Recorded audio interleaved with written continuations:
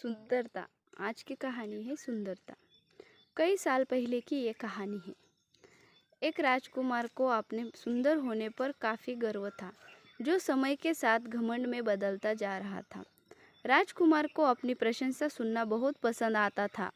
अक्सर वो अपने नौकरों, सिपाहियों और प्रधानों से अपनी सुंदरता के बारे में पूछता और बदले में सब उसे उसके सुंदरता की खूब बढ़ चढ़ के प्रशंसा किया करते।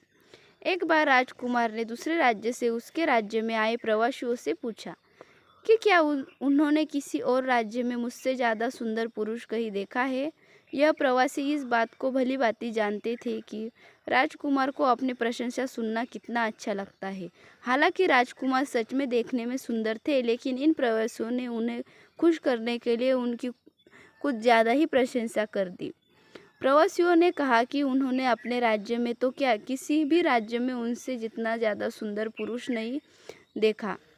वह तो यहाँ तक कह गए शायद वह भगवान जितना सुंदर है। राजकुमार अपनी इतनी ज़्यादा प्रशंसा सुनकर खुश हो गया और अब वो हर प्रवासी से अपनी तारीफ सुनना चाहता था।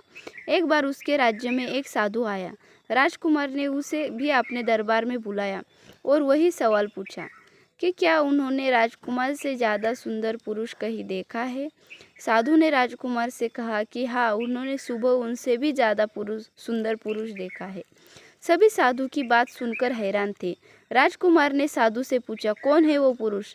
साधु ने कहा, सुबह मैंने आपको देखा था, तब आप अब वर्तमान से ज़्यादा सुंदर थे। साधु की बात सुनकर सभी दंग थे। राजकुमार ने अपने सेवकों से पूछा कि क्या वो अभी सुबह से कम ज़्यादा सुंदर नजर आ रहा है। सेवकों ने कहा, उन्होंने तो वो उतने ही सुंदर दिख रहे थे।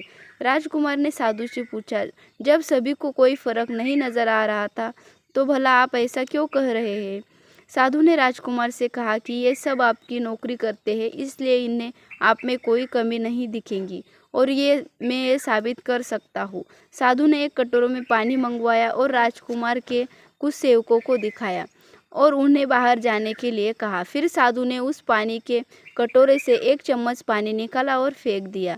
उन सेवकों को वापस अंदर बुलाया गया और साधु ने उनसे पूछा कि क्या इस कटोरे में से कोई कमी नज़र आ रही है। सभी ने कहा ठीक है। निरीक्षण किया और बोले उन्हें इस कटोरे में कोई कमी नज़र नहीं आ रही। इस प्रयोग ने राजकुमार की आंखें खोल दी। राजकुमार को ये समझ आ गया है कि उस वस्तु का आदी हो चुका था, उस वस्तु के नशे में फंस चुका था कि जो हर दिन कम होती जा रही है, यानी कि नाशवंत है। उस दिन के बाद राजकुमार ने कभी आईना नहीं देखा और अविनाशी वस्तु की खोज में अपना जीवन बिताया। दोस्तों, ये कहानी आपको कैसी लगी हमें कमेंट करके बताइए। अगर